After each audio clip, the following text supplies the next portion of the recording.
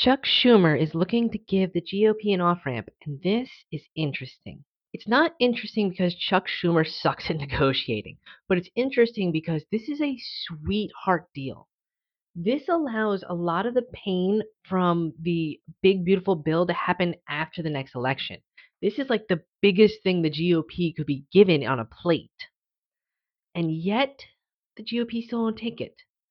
I can only think of three things more valuable than having the pain from the last bill come after the next election.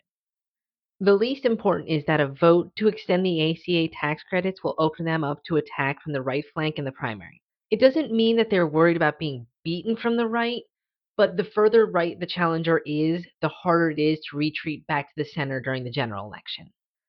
Of mid importance is, of course, the Epstein thing. They are a factor, but I do not think they are the biggest factor. That's just a convenient excuse and effed up timing all coming to a head. The reason this is happening is because of a complete necessity to the norm of never giving an ounce.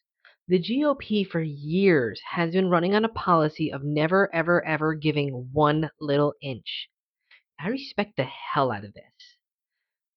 And it's worked for them. Guns, abortion, taxes, they never give an inch on those, and I don't think anyone can say they've lost on those issues. The GOP gets to say no to everything on the assumption that the Dems will eventually be the adult in the room and cave every time.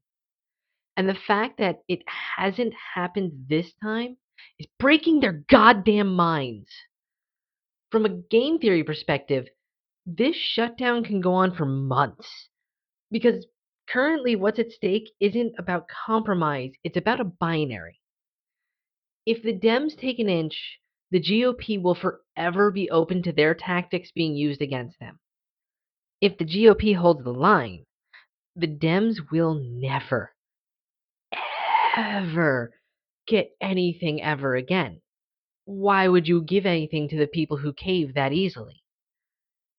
And what's crazy is remove Trump from the equation, and we would likely have ended up here anyway. This fight isn't Trump fueled GOP versus the left. This is moderate on moderate violence.